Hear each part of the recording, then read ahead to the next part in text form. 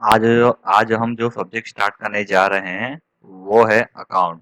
और अकाउंट के अंदर हमारा जो फर्स्ट चैप्टर है वो है इंट्रोडक्शन टू पार्टनरशिप। चैप्टर का नाम है इंट्रोडक्शन टू पार्टनरशिप।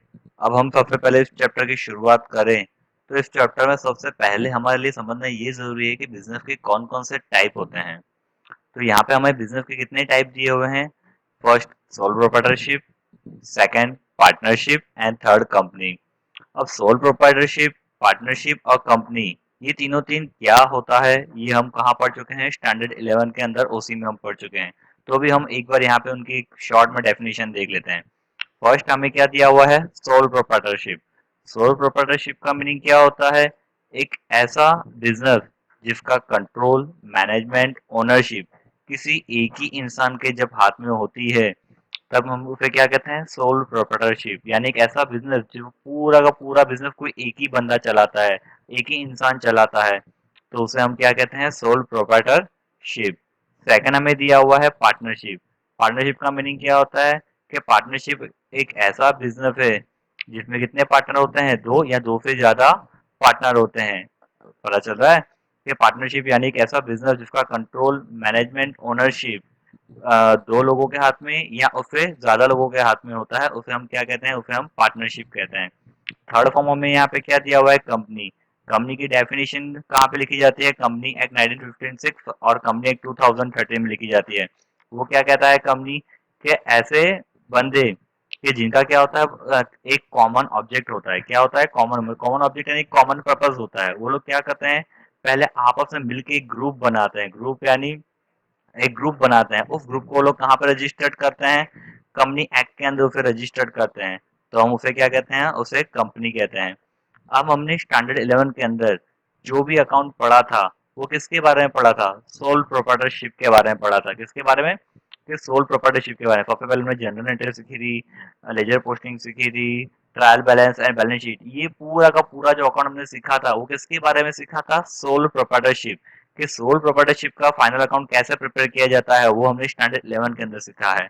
अभी स्टैंडर्ड 12 के अंदर हमें क्या पढ़ना है, किसके बारे में पढ़ना है, अकाउंट में हमें जो डिटेल में स्टडी करनी है वो किसके बारे में करनी है, पार्टनरशिप के बारे में और कंपनी के बारे में। किसके बारे में, पार्टनरशिप के बारे में और कंपनी के बारे में। फर्स्ट हमें यहाँ पे पढ़ना है कि पार्टनरशिप का जो फाइनल अकाउंट होता है वो कैसे प्रिपेयर किया जाता है। उसके बाद हमें पढ़ना है जो कंपनी होती है, कंपनी का फाइनल अकाउंट कैसे प्रिपेयर किया जाता है। ये दोनों टॉपिक, पार्टनरशिप और कंपनी, ये दोनों ही टॉपिक हमें अभी पढ़ना है स्टैंडर्ड 12 के अंदर। उसके बाद सबसे पहले हमारे लिए समझना जरूरी होता है कि अब सबसे पहले पार्टनरशिप होता क्या है। तो पार्टनरशिप की डेफिनेशन कहाँ पे लिखी जाती है, तो पार्टनरशिप की डेफिनेशन कहाँ पे लिखी जाती है, पार्टनरशिप को कंट्रोल करने के लिए। क्या, कि पार्टनरशिप को कंट्रोल करने के लिए गवर्नमेंट ने इंडियन पार्टनरशिप एक्ट बनाई हुई है, कि इंडियन पार्टनरशिप एक्ट 1932। और इंडियन पार्टनरशिप एक्ट 1932 के अंदर सेक्शन 4 के अंदर क्या लिखा हुआ है, पार्टनरशिप की डेफिनेशन लिखी हुई है। क्या लिखा हुआ है, सेक्शन 4 के अंदर पार्टनरशिप की डेफिनेशन लिखी हुई है। और पार्टनरशिप की डेफिनेशन क्या है, the partnership is the relation between the person who have agreed to share the profit of business carried on by all or any one of them acting for all। कि partnership क्या है, सबसे पहले देखें तो partnership एक business relation है। क्या है, नॉर्मली एक बिजनेस रिलेशन है। किसके बीच में होता है, नॉर्मली दो या दो से ज्यादा लोगों के बीच में होता है। क्यों होता है, कि बिजनेस में क्या होता है कि जो भी प्रॉफिट और लॉस होता है उसे शेयर करने के लिए होता है। कि बिजनेस में जो भी प्रॉफिट होगा या लॉस होगा वो क्या करेंगे, पार्टनर जो बिजनेस स्टार्ट करते हैं वो आपस में शेयर करेंगे। और उसका मैनेजमेंट कैसे करेंगे, तो मैं लिखा हुआ है ना, बाय ऑल। बाय ऑल यानी कि सारे के सारे पार्टनर मिलके क्या कर सकते हैं, उसका मैनेजमेंट कर सकते हैं। या तो ये सारे पार्टनर के बिहाफ पे कोई भी एक ही पार्टनर क्या कर सकता है, उसका मैनेजमेंट कर सकता है। जरूरी जरूरी नहीं है यहाँ के सारे पार्टनर को मिलके ही मैनेजमेंट करना है। कोई भी एक पार्टनर बिजनेस का मैनेजमेंट कर सकता है।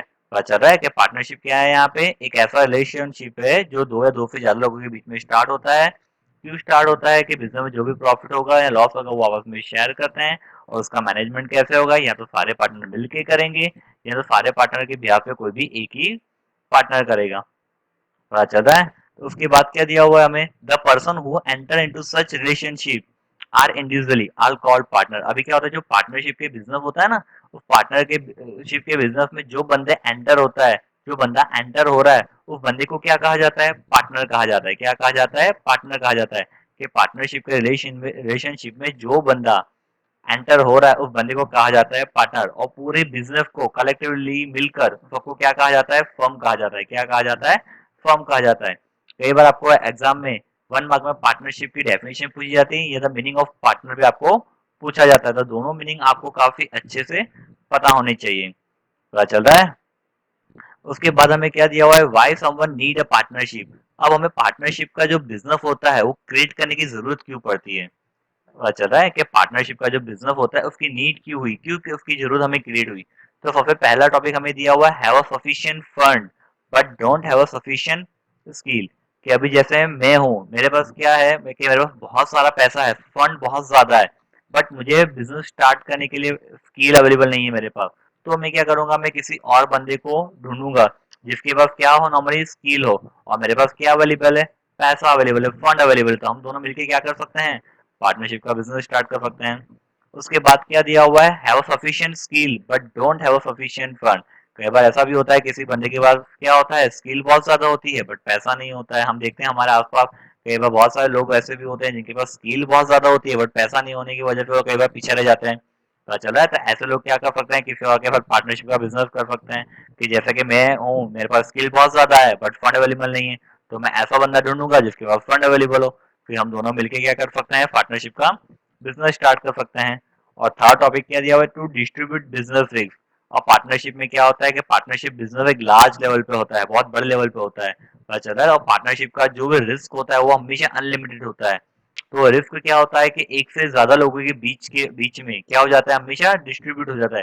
किसी एक ही इंसान को सारा लॉस या सारा रिस्क उठाने की जरूरत नहीं होती है। यहाँ पे रिस्क क्या होता है, सारे पार्टनर्स के बीच में डिस्ट्रीब्यूट हो जाता है। जो प्रॉफिट भी होगा तो भी डिस्ट्रीब्यूट होगा, लॉस होगा तो भी डिस्ट्रीब्यूट, रिस्क होगा वो भी सारा पार्टनर के बीच में हमेशा डिस्ट्रीब्यूट हो जाता है। पता चल रहा है। फिर उसके बाद हमें दिया हुआ है कैरेक्टरिस्टिक्स ऑफ पार्टनरशिप। क्या दिया हुआ है, कैरेक्टरिस्टिक्स ऑफ पार्टनरशिप। तो यहाँ पे सबसे पहले हमें यहाँ पे जो फर्स्ट कैरेक्टरिस्टिक्स दिया हुआ है वो क्या दिया हुआ है, क्रिएशन बाय कॉन्ट्रैक्ट। क्या दिया हुआ है, क्रिएशन बाय कॉन्ट्रैक्ट। अब सबसे पहले जो पार्टनरशिप की जो शुरुआत होती है, पार्टनरशिप की शुरुआत किससे होती है, कॉन्ट्रैक्ट से होती है। किससे होती है, कॉन्ट्रैक्ट। कॉन्ट्रैक्ट यानी क्या, एक अग्रीमेंट। वो अग्रीमेंट कैसे हो सकता है, हमेशा रिटर्न भी हो सकता है, ओरली भी हो सकता है। अब ओरली एग्रीमेंट करने जाएंगे तो क्या होगा कि हम जब बिजनेस करेंगे तो ओरली एग्रीमेंट तो कोई भी पार्टनर भूल जा सकता है।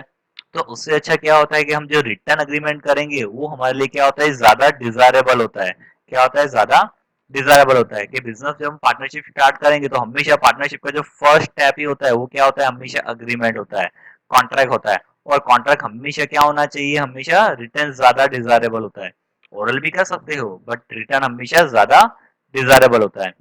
सेकंड कैरेक्टरिस्टिक हमें क्या दिया हुआ है, प्रॉफिट ऑब्जेक्टिव। क्या दिया हुआ है, प्रॉफिट ऑब्जेक्टिव। अब हम जब बिजनेस स्टार्ट करते हैं पार्टनरशिप, तो उसका मेन पर्पज भी क्या होता है, प्रॉफिट। हम पार्टनरशिप का बिजनेस भी क्यों स्टार्ट करते हैं, प्रॉफिट के लिए। अब जिस बिजनेस में प्रॉफिट ही नहीं होगा वो बिजनेस स्टार्ट करेंगे हम लोग, कभी भी हम ऐसा बिजनेस स्टार्ट नहीं करेंगे। इसलिए कोई भी जो बिजनेस हो, भले सोलो प्रोप्राइटरशिप हो, पार्टनरशिप हो, कंपनी हो, सबका जो प्रॉफिट क्या होता है, उनका मेन ऑब्जेक्टिव क्या होता है, प्रॉफिट ऑब्जेक्टिव होता है। क्या होता है, हमेशा प्रॉफिट ऑब्जेक्टिव। थर्ड कैरेक्टरिस्टिक हमें दिया हुआ है, लीगल बिजनेस। अब हम जो पार्टनरशिप का बिजनेस स्टार्ट कर रहे हैं वो बिजनेस कैसे होना चाहिए, लीगल बिजनेस होना चाहिए। क्या होना चाहिए, लीगल। इलीगल बिजनेस नहीं होना चाहिए। कि हम कोई भी पार्टनरशिप का बिजनेस स्टार्ट करेंगे तो क्या होना चाहिए, वो लीगल बिजनेस होना चाहिए। और लीगल बिजनेस ही हमें स्टार्ट करना चाहिए। जैसे हम एग्जाम्पल लें तो जैसे गुजरात के अंदर हम वाइन का बिजनेस स्टार्ट करेंगे तो कैसा माना जाएगा, वो इलीगल माना जाता है। बट वही बिजनेस हम राजस्थान महाराष्ट्र में स्टार्ट करें तो वहां पे लीगल होता है। पता चल रहा है। तो हर स्टेट वाइज जो रूल्स रेगुलेशन होते हैं उसके अकॉर्डिंग टू हमारा बिजनेस क्या होना चाहिए, हमेशा लीगल बिजनेस होना चाहिए। क्या होना चाहिए, हमेशा लीगल बिजनेस होना चाहिए। उसके बाद हमें दिया हुआ है एजेंट ऑफ ईच अदर। ये सारे जो पार्टनर्स होते हैं वो क्या होते हैं, एक दूसरे के एजेंट होते हैं। क्या होते हैं, एक दूसरे के एजेंट। तो कैसे एजेंट होते हैं, हमने जस्ट अभी पार्टनरशिप की डेफिनेशन देखी। तो पार्टनरशिप की डेफिनेशन के अंदर हमने क्या देखा कि पार्टनरशिप का जो मैनेजमेंट होता है वो कैसे होता है, कि बाय द ऑल और each of any of them. कि इसका मतलब क्या हुआ कि सारे पार्टनर होते हैं वो क्या कर सकते हैं, कि सारे के सारे पार्टनर मिल के भी पार्टनरशिप का बिजनेस संभाल सकते हैं, या तो कि सारे पार्टनर्स के बिहाफ पे कोई भी एक ही पार्टनर क्या कर सकता है, पूरे पार्टनरशिप का मैनेजमेंट कर सकता है। इसलिए क्या माना जाता है कि सारे पार्टनर्स एक दूसरे के एजेंट माने जाते हैं। क्या माने जाते हैं, एक दूसरे के एजेंट माने जाते हैं। अच्छा रहा है, कोई भी एक ही पार्टनर जब वर्क कर रहा है बाकी सारे पार्टनर्स को मैनेजमेंट में पार्ट नहीं ले रहे हैं, तो जो पार्टनर ज्यादा एक्टिव पार्टनर है वो क्या करेगा, दूसरे पार्टनर को अपने सारे बिजनेस की सारी इंफॉर्मेशन वो प्रोवाइड करेगा। इसलिए क्या होता है कि सारे पार्टनर क्या माना जाते हैं, एक दूसरे के हमेशा एजेंट माने जाते हैं। उसके बाद क्या दिया हुआ है, नंबर ऑफ पार्टनर। क्या दिया हुआ है, नंबर ऑफ पार्टनर। के पार्टनरशिप के बिजनेस में मैक्सिमम कितने पार्टनर अलाउड होने चाहिए। कि हम पहले बात करें तो पहले क्या होता था कि पार्टनरशिप के बिजनेस में कि मैक्सिमम 100 पार्टनर अलाउ होते थे। कितने पार्टनर अलाउ होते थे, मैक्सिमम 100 पार्टनर अलाउ होते थे। बट गवर्नमेंट ने कुछ टाइम के बाद रूल्स चेंज करके पार्टनरशिप के बिजनेस में अभी प्रेजेंटली कितने पार्टनर अलाउड है, 50 पार्टनर अलाउड है। कितने, 50। क्या मैक्सिमम नंबर ऑफ पार्टनर कितने होते हैं, मैक्सिमम नंबर ऑफ पार्टनर्स कितने होते हैं पार्टनरशिप के बिजनेस में, 50 होते हैं। कितने होते हैं, हमेशा 50 होते हैं। उसके बाद क्या दिया हुआ है, अनलिमिटेड लायबिलिटीज। क्या दिया हुआ है, अनलिमिटेड लायबिलिटीज। पार्टनरशिप के जो बिजनेस होता है वहां पे लायबिलिटी कैसे होती है, हमेशा अनलिमिटेड होती है। कैसे होती है, पार्टनरशिप की लायबिलिटी हमेशा अनलिमिटेड होती है। अनलिमिटेड यानी क्या होता है कि जब पार्टनरशिप के बिजनेस में जो लॉस होता है वो बहुत ही ज्यादा होता है। क्या होता है, जब पार्टनरशिप के बिजनेस में लॉस जब बहुत ही ज्यादा होता है तो सारे पार्टनर क्या करेंगे, जब पार्टनर को क्या करना पड़ेगा कि सारा जो लॉस हुआ है उसका सारा एक एक पैसा उन्हें पे करना पड़ता है। तो अब उनके पास पैसा नहीं होगा तो लोग पार्टनर क्या करेंगे कि अपने घर की जो पर्सनल एसेट्स होती है ना, उनके घर पे जो भी पर्सनल प्रॉपर्टी पड़ी हुई सारा की सारी पर्सनल प्रॉपर्टी बेच के भी क्या करना पड़ता है, उन्हें बिजनेस का लो जो लॉस होता है वो उन्हें पे करना पड़ता है। इसलिए क्या माना जाता है कि जो बिजनेस में जो पार्टनरशिप की लायबिलिटी होती है वो कैसी मानी जाती है, अनलिमिटेड। क्यों, क्योंकि उन्हें जो भी बिजनेस में लॉस होता है वो अपने घर से पर्सनल एसेट ला के भी उन्हें पे करना पड़ता है। इसलिए क्या माना जाता है कि बिजनेस में जो पार्टनर्स होते हैं पार्टनरशिप के बिजनेस में, उसमें पार्टनर्स की लायबिलिटी हमेशा अनलिमिटेड होती है। उसके बाद हमें क्या दिया हुआ है, ownership and management of firm. क्या दिया हुआ है, ownership and management of firm. कि यहाँ पे जो ओनरशिप होती है, ओनर्स कौन होता है, यहाँ पे सारे पार्टनर्स ओनर्स होते हैं। कि पार्टनरशिप के बिजनेस में जितने भी पार्टनर्स और सारे के सारे पार्टनर्स क्या होते हैं, ओनर होते हैं। दो पार्टनर्स तो दो ओनर्स, तीन पार्टनर तो तीन ओनर्स। पता चल रहा है। और यहाँ पे मैनेजमेंट कैसे किया जाता है, या तो सारे के सारे पार्टनर मिलकर मैनेजमेंट करेंगे या तो सारे पार्टनर की बिहाफ पे कोई भी एक ही पार्टनर मैनेजमेंट करता है। उसे हम क्या कहते हैं, मैनेजमेंट ऑफ फर्म कहते हैं। उसके बाद हमारा जो नेक्स्ट टॉपिक दिया हुआ है वो दिया हुआ है पार्टनरशिप डीड। क्या दिया हुआ है, पार्टनरशिप डीड। और पार्टनरशिप डीड को हम एक ही लाइन में सिंपली वे से समझे तो क्या होता है कि a written agreement of partnership is known as a partnership deed. कि जो भी हम रिटर्न अग्रीमेंट करते हैं, कौन सा अग्रीमेंट, रिटर्न वर्ड पे फोकस किया हुआ है, रिटर्न अग्रीमेंट। कि हम जो भी रिटर्न अग्रीमेंट करते हैं पार्टनरशिप के बिजनेस में उसे क्या कहते हैं, पार्टनरशिप डीड। डीड का मतलब क्या होता है, अग्रीमेंट होता है। डीड वर्ड का मतलब क्या होता है, अग्रीमेंट होता है। पता चल रहा है कि डीड वर्ड का मतलब ही क्या होता है, हमेशा अग्रीमेंट होता है। अब हम जब भी पार्टनरशिप का बिजनेस जब स्टार्ट करते हैं, क्या करते हैं, जब भी हम पार्टनरशिप का बिजनेस स्टार्ट करते हैं तो पार्टनरशिप का जो फर्स्ट स्टेप होता है, फर्स्ट स्टेप ही मैंने क्या बताया आपको, क्या होता है, उसका अग्रीमेंट, उसका कॉन्ट्रैक्ट। और हमेशा हम जब अग्रीमेंट कॉन्ट्रैक्ट करें ना तो वो कैसा होना चाहिए कि आपके पास दो रास्ते होते हैं, एक तो ओरल भी कर सकते हो, एक रिटर्न भी कर सकते हो। बट रिटर्न अग्रीमेंट क्या होता है, ज्यादा डिजायरेबल होता है और एक्सेप्टेबल होता है। क्यों ज्यादा रिटर्न अग्रीमेंट ज्यादा एक्सेप्टेबल और डिजायरेबल होता है, क्योंकि जब भी फ्यूचर में कोई भी झगड़ा होता है या डिस्प्यूट होता है या कोई कोर्ट का दरवाजा खटकाता है पार्टनर, तो उस टाइम पे आपके पास रिटर्न प्रूफ क्या होता है, आपके पार्टनरशिप अग्रीमेंट होता है। पार्टनरशिप डीड एक आपके पास एक आपका रिटर्न प्रूफ होता है। इसलिए रिटर्न अग्रीमेंट क्या होता है, ज्यादा डिजायरेबल माना जाता है। क्या होता है, ज्यादा डिजायर। और कुछ भी लॉ प्रॉब्लम होती है फ्यूचर में तो आप पार्टनरशिप डीड के बेस पे क्या कर सकते हो, उसे इजीली सॉल्व कर सकते हो। इसलिए हम क्या मानते हैं कि डीड यानी अग्रीमेंट। बचा रहा है, डीड यानी एक अग्रीमेंट होता है। यहाँ पे क्या दिया हुआ है, partnership deed. Return agreement of partnership is known as a partnership deed. ये क्या है, बहुत ही सिंपल डेफिनेशन हमें यहाँ पे दी हुई है। उसके बाद हम देखते हैं कि अब जो पार्टनरशिप डीड हम जब रेडी करते हैं तो उसके अंदर हम कौन कौन से टॉपिक इंक्लूड करते हैं, कि उसके अंदर हम कौन कौन से टॉपिक्स इंक्लूड करते हैं। फर्स्ट टॉपिक क्या होता है उसके अंदर, detail of partners.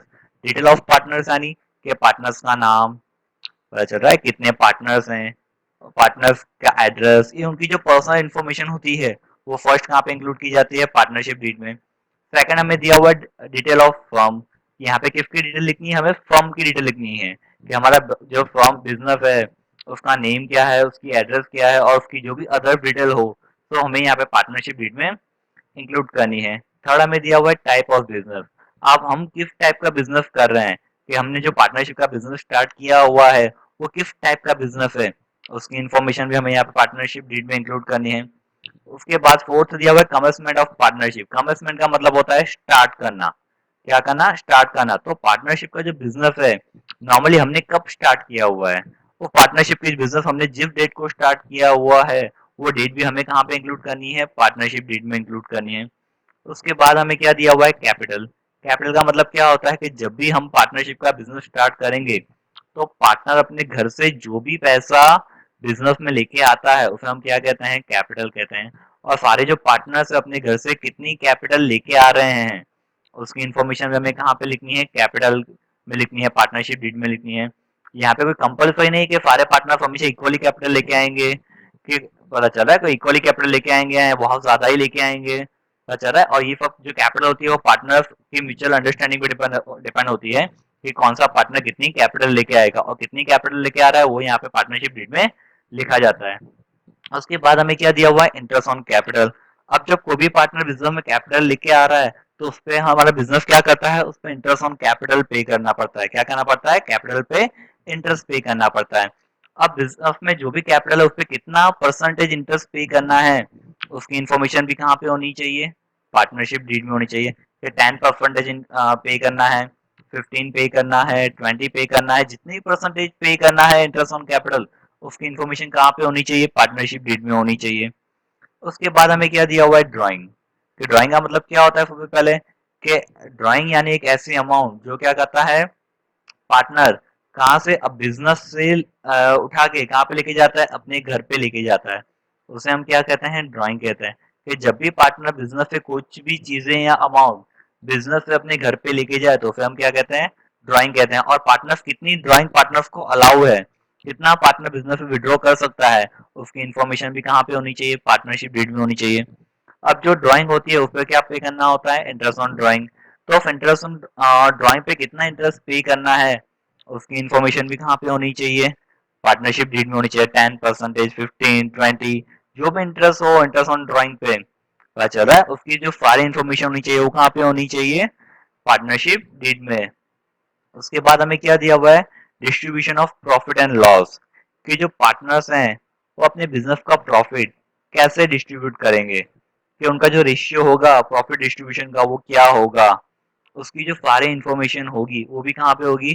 Partnership deed. जैसे ए बी सी तीन पार्टनर तो तीनों का रेशियो क्या होगा? 5, 6, 7, 8, 9, 10 क्या रेशियो होगा उन सब की इंफॉर्मेशन होगी वो कहाँ पे लिखी जाएगी? कि पार्टनरशिप डीड में। उसके बाद हमें दिया हुआ है salary, bonus, commission and remuneration to the partner. अभी जो पार्टनर है बिजनेस पार्टनर का वर्क कर रहे हैं उनको सैलरी, बोनस, कमीशन, रेम्यूनेशन पे करना है या नहीं करना है वो उसकी इन्फॉर्मेशन भी कहाँ पे होती है? पार्टनरशिप डीड में होती है। अभी जब बिजनेस में कई बार क्या होता है कोई पार्टनर ज्यादा मेहनत कर रहा है, ज्यादा वर्क कर रहा है तो उसको सैलरी भी देनी पड़ती है। बट देने से पहले वो कहाँ पे होना चाहिए कि पार्टनर को सैलरी देनी है या नहीं देनी है, बोनस देना है या नहीं देना है, कमीशन देना है नहीं देना है, ये सब की इन्फॉर्मेशन पार्टनरशिप डीड में लिखी जाती है। पता चल रहा है। उसके बाद हमें क्या दिया हुआ है? Interest on loan provided by partner to firm. अभी क्या होता है कई बार हमें बिजनेस में एक्स्ट्रा कैपिटल की जरूरत होती है, एक्स्ट्रा पैसों की जरूरत होती है, तो कोई पार्टनर क्या करता है? बिजनेस को लोन देता है। क्या करता है? कोई भी पार्टनर बिजनेस को लोन देता है। तो वो लोन जब देगा कोई भी तो फ्री में देने वाला नहीं है, उस पे इंटरेस्ट लेगा। तो उस लोन पे हमारा बिजनेस कितने परसेंटेज इंटरेस्ट पे करेगा? 10, 15, 20, 18 जो परसेंटेज भी हमारा बिजनेस उस लोन पे इंटरेस्ट पे करेगा पार्टनर को उसकी इन्फॉर्मेशन भी कहाँ पे होनी चाहिए? पार्टनरशिप डीड में होनी चाहिए। अच्छा रहा है। जब भी हमारा बिजनेस बाहर से भी बैंक से भी लोन ले रहा है तो फिर भी हमें इंटरेस्ट तो पे ही करना पड़ता है ना। वैसे ही हमारा बिजनेस किसी पार्टनर से भी लोन ले रहा है तो हमें क्या करना पड़ेगा? हमारे बिजनेस को उस पे इंटरेस्ट पे करना पड़ेगा। बट कितने परसेंटेज इंटरेस्ट पे करेगा उस लोन पे उसकी इन्फॉर्मेशन कहाँ पे होनी चाहिए? पार्टनरशिप डीड में होनी चाहिए। उसके बाद क्या दिया हुआ हमें? गुडविल। गुडविल का मतलब आप सिंपली वे समझो तो गुडविल का मतलब होता है रेपुटेशन। रेपुटेशन को हमें क्या करना होता है? हमें उसकी वैल्यू को काउंट करना होता है। उसकी अलग अलग मेथड्स होती है। तो हम जब गुडविल काउंट करेंगे तो उसकी जो वैल्यू होगी वो क्या होगी? हम कौन सी मेथड पे गुडविल को काउंट करेंगे उसकी जो डिटेल्स होती है वो हमें कहाँ पे इंक्लूड करनी है? Partnership deed. और गुडविल का एक पूरा चैप्टर हमें आगे डिटेल में स्टडी ही करना है। उसके बाद क्या दिया हुआ है? एडमिशन, रिटायरमेंट और डिसोल्यूशन ऑफ फर्म। कि जो कोई न्यू पार्टनर जब बिजनेस में एडमिट होगा या रिटायर होगा तो उसकी भी जो कंटेंट होगी उसकी जो कंडीशन होगी वो भी हमें यहाँ पे इंक्लूड करनी है। और इसकी भी पूरी डिटेल स्टडी हमें आके अकाउंट में अलग अलग हमारे चैप्टर है एडमिशन रिटायरमेंट, हमें उसमें करनी है। उसके बाद हमें दिया हुआ है डिसोल्यूशन ऑफ फॉर्म। डिसोल्यूशन का मतलब होता है क्लोज, क्या क्लोज करना है हमें यहाँ पे फॉर्म, तो उसकी भी कंडीशन जो भी होगी वो भी हमें, उसकी जो कंडीशन होगी वो भी हमें पार्टनरशिप डीड में लिखनी है, जिससे बाद में कोई भी प्रॉब्लम नहीं हो। और डिसोल्यूशन ऑफ फॉर्म का भी हमें क्या करना है, एक पूरा चैप्टर आगे डिटेल में स्टडी करना है।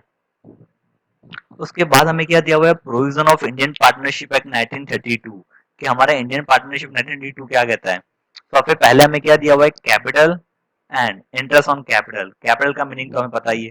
अब इंटरेस्ट ऑन कैपिटल यहाँ पे क्या कहता है कि अब जो पार्टनर जब भी बिजनेस में कैपिटल लेके आते हैं तो उस पर कितना इंटरेस्ट पे करना है, उसकी इन्फॉर्मेशन कहाँ पे होती है, पार्टनरशिप डीड में होती है। कि इंटरेस्ट ऑन कैपिटल जैसे 5, 10, 15, 20 कितने परसेंटेज पे करना है, उसकी इन्फॉर्मेशन कहाँ पे होती है, पार्टनरशिप डीड में होती है।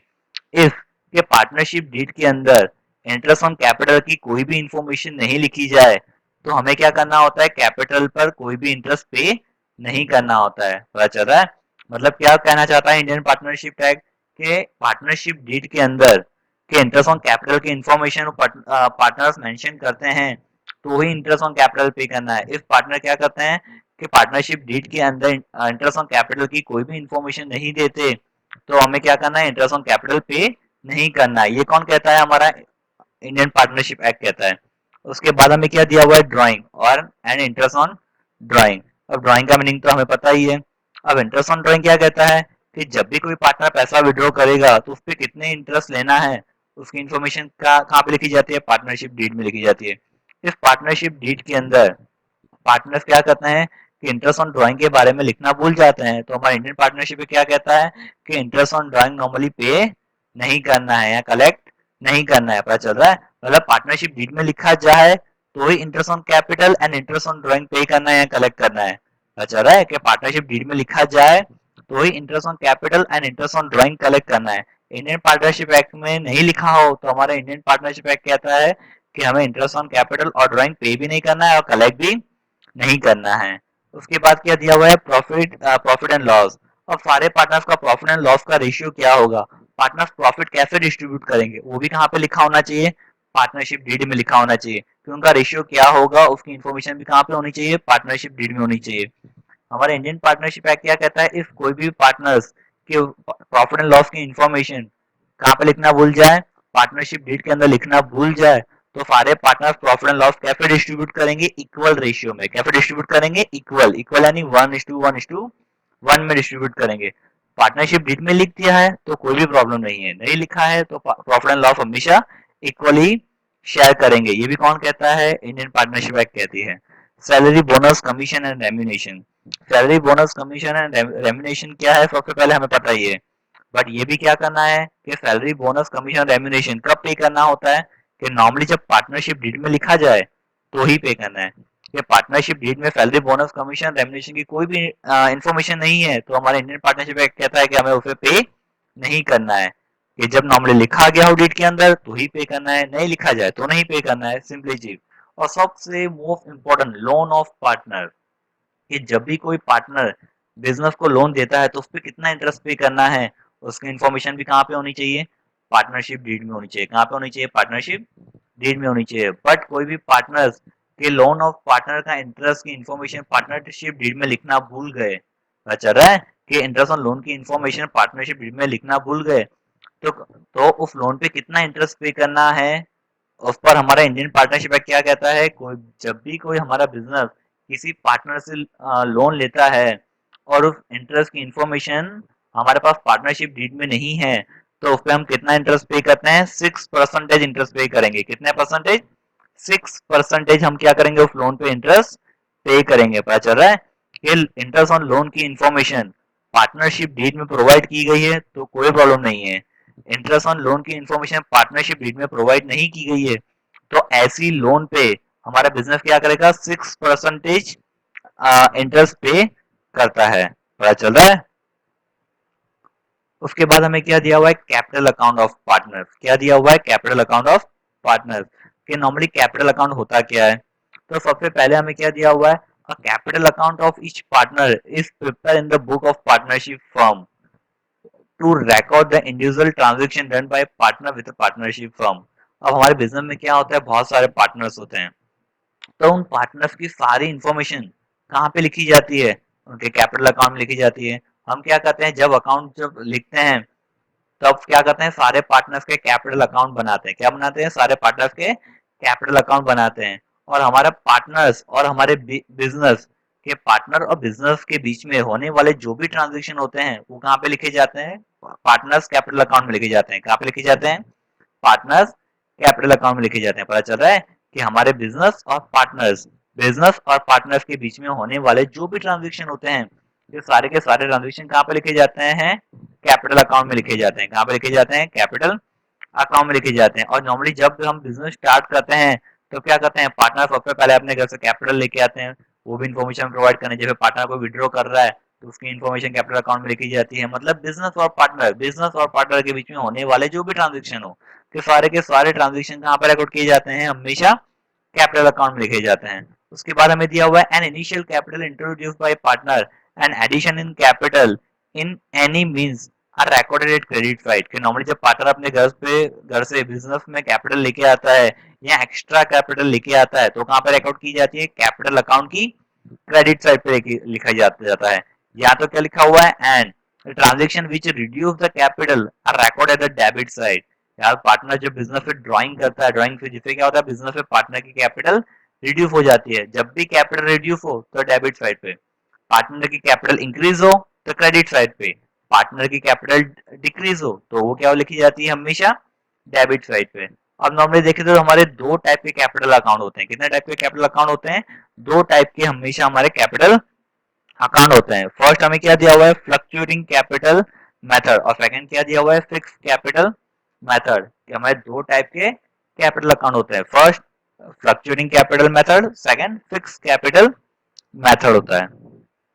उसके बाद हम पढ़ना है, हमें किसके बारे में पढ़ना है? Fluctuating capital accounting method. अब सबसे पहले फ्लक्चुएटिंग कैपिटल होता क्या है? कि सबसे पहले नाम ही दिया हुआ है इसका फ्लक्चुएटिंग। फ्लक्चुएटिंग यानी चेंज होते रहना। क्या होते रहना? चेंज होते रहना। फ्लेक्सिबल, उसका मतलब होता है फ्लक्चुएटिंग। बचा रहा है। सबसे पहले हमें किसकी फ्लक्चुएटिंग होने की बात बताइए? कि कैपिटल अकाउंट की। तो जब भी हम कैपिटल अकाउंट बनाएंगे तो अकाउंट बनाते वक्त जिसका ओपनिंग बैलेंस, कैपिटल अकाउंट का ओपनिंग बैलेंस और क्लोजिंग बैलेंस दोनों ही क्या हो? डिफरेंट हो, सेम नहीं हो, फ्लेक्सिबल हो, ऐसे अकाउंट को हम क्या कहते हैं? फ्लक्चुएटिंग कैपिटल अकाउंट कहते हैं। क्या कहते हैं? Fluctuating capital account. ठीक है, फ्लक्चुएटिंग कैपिटल अकाउंट का मतलब क्या होता है? एक ऐसा कैपिटल अकाउंट जिसका ओपनिंग बैलेंस और क्लोजिंग बैलेंस डिफरेंट हो, फ्लेक्सिबल हो, फ्लक्चुएट हो, जिसमें चेंज हो, उसको हम क्या कहते हैं? फ्लक्चुएटिंग कैपिटल अकाउंट कहते हैं। क्या कहते हैं? Fluctuating capital account. तो आपको एग्जाम में पूछा जाए कि फ्लक्चुएटिंग कैपिटल अकाउंट का दूसरा नाम क्या है, तो उसका दूसरा नाम क्या है? Temporary capital account method. क्या नाम है उसका? टेम्पररी कैपिटल अकाउंट मेथड है। क्या नाम है उसका? टेम्पररी अकाउंटिंग मेथड नाम है। अब क्या होता है कि इसमें भी क्या होता है कि दो साइड्स होती है, एक डेबिट साइड और सेकंड क्रेडिट साइड। तो क्रेडिट साइड पे हम क्या करते हैं कि जब भी पार्टनर अपने घर से कैपिटल लेके आता है या एक्स्ट्रा कैपिटल लेके आता है, या किसी पार्टनर को सैलरी, कमीशन, बोनस या कुछ भी पार्टनर को एक्स्ट्रा चीजें दी जाती है जिसपे पार्टनर की कैपिटल इंक्रीज हो, वो हमेशा पार्टनर कैपिटल अकाउंट यहाँ पे लिखी जाती है? क्रेडिट साइड पे लिखी जाती है। अच्छा रहा है। और जिसपे क्या होता है कि पार्टनर की कैपिटल डिक्रीज हो, जैसे ड्रॉइंग, बचा रहा है, ऐसी कोई भी चीज जिससे पार्टनर कैपिटल डिक्रीज हो वो कहाँ पे लिखी जाती है? कि पार्टनर्स कैपिटल अकाउंट की डेबिट पे लिखी जाती है। उसके बाद हमें क्या दिया हुआ है? हमें एक स्पेसिमेन दिया है। किसके बारे में दिया हुआ है? स्पेसिमेन दिया हुआ है पार्टनर्स कैपिटल अकाउंट का अंडर फ्लक्चुएटिंग कैपिटल मेथड दिया है, अंडर फ्लक्चुएटिंग कैपिटल मेथड, जिसके अंदर देखो सबसे पहले क्रेडिट साइड पे उसका ओपनिंग बैलेंस, अब उसके बाद दिया हुआ कैश एंड बैंक एसेट, उसका मतलब होता है एक्स्ट्रा कैपिटल, उसके बाद दिया हुआ interest on capital, salary, commission, bonus, उसके बाद प्रॉफिट एंड लॉस मतलब पार्टनर का प्रॉफिट हो, मतलब ये सब कौन सी चीजें दी हुई गई है? क्रेडिट साइड पे ऐसी चीजें दी गई है जिसपे पार्टनर्स का क्या बढ़ता है? पार्टनर्स की कैपिटल बढ़ती है, वो हमेशा क्रेडिट साइड पे। और जिसपे पार्टनर्स का कई बार ओपनिंग बैलेंस डेबिट पे हो तो डेबिट पे लिखना पड़ता है। ड्रॉइंग या प्रॉफिट एंड लॉस लॉस बचा रहा है, ऐसी कोई भी चीज जिससे क्या होता है पार्टनर की कैपिटल डिक्रीज होती है वो हमेशा डेबिट साइड पे लिखी जाती है। उसके बाद हमारा जो सेकंड टाइप है वो कौन सा है? Fix capital accounting method. कौन सा नाम दिया हुआ है? Fix capital account method. Fix capital account का मतलब देखें सिंपली तो एक ऐसा कैपिटल अकाउंट जिसके अंदर क्या होता है कि पार्टनर्स कैपिटल अकाउंट का ओपनिंग बैलेंस और क्लोजिंग बैलेंस दोनों क्या हो? सेम हो, दोनों में कोई भी चेंज नहीं हो, फिक्स्ड हो, तो ऐसे कैपिटल अकाउंट को हम क्या कहते हैं? फिक्स कैपिटल अकाउंट कहते हैं। क्या कहते हैं? Fix capital account. क्या कहते हैं? Fix capital account. कि एक ऐसा अकाउंट जिसके अंदर क्या होता हो कि ओपनिंग बैलेंस और क्लोजिंग बैलेंस दोनों ही क्या होते हैं? दोनों सेम होते हैं, दोनों ही कोई चेंज नहीं होता, फिक्स्ड होते हैं। ऐसे कैपिटल अकाउंट को क्या कहते हैं? फिक्स कैपिटल अकाउंट कहते हैं। अब अभी हमें यहाँ पे क्या दिया हुआ है कि फिक्स कैपिटल अकाउंट के भी दो टाइप होते हैं। फिक्स कैपिटल अकाउंट के भी कितने टाइप होते हैं? दो टाइप। उसके अंदर नॉर्मली दो अकाउंट बनते हैं, एक तो पार्टनर कैपिटल अकाउंट बनता है, दूसरा पार्टनर्स करंट अकाउंट बनता है। क्या बनता है? फिक्स कैपिटल के अंदर भी दो अकाउंट बनते हैं, first partner capital, second partner current account. अब सबसे पहले पार्टनर कैपिटल अकाउंट देखें तो पार्टनर कैपिटल अकाउंट में यहाँ पे सिर्फ दो ही चीज इंक्लूड की जाती है। एक तो सबसे पहले ओपनिंग और क्लोजिंग बैलेंस, सेकंड चीज क्या होती है? एडिशनल कैपिटल और ड्राइंग। पता चल रहा है? तो सबसे पहले हम क्रेडिट पे बात करें तो हमारा ओपनिंग बैलेंस होता है क्रेडिट साइड, और एक्स्ट्रा जो एडिशनल कैपिटल होती है वो क्रेडिट पे लिखी जाती है। और डेबिट पे देखें तो उसका कोई भी ड्राइंग होता है या क्लोजिंग बैलेंस, वो कहाँ पे लिखा जाता है? हमेशा डेबिट साइड पे। मतलब क्या होता है? ऐसा कैपिटल अकाउंट जिसका ओपनिंग और क्लोजिंग बैलेंस सेम हो उसको हम क्या कहते हैं? फिक्स कैपिटल अकाउंट कहते हैं। और उसके अंदर भी दो टाइप, एक तो फर्स्ट हम पढ़ ही रहे हैं कि पार्टनर कैपिटल अकाउंट चल रहा है, और उसका सेकंड टाइप होता है पार्टनर करंट अकाउंट। और उसकी जो बाकी की सारी इन्फॉर्मेशन जो होती है ना, वो सब कहाँ पे लिखी जाती है? पार्टनर करंट अकाउंट में लिखी जाती है। कहाँ पे लिखी जाती है? Salary, bonus, remuneration, interest on capital, profit and loss, ये सारी जो इन्फॉर्मेशन होती है बाकी सब कहाँ पे लिखी जाती है? यहाँ पे करंट अकाउंट में लिखी जाती है।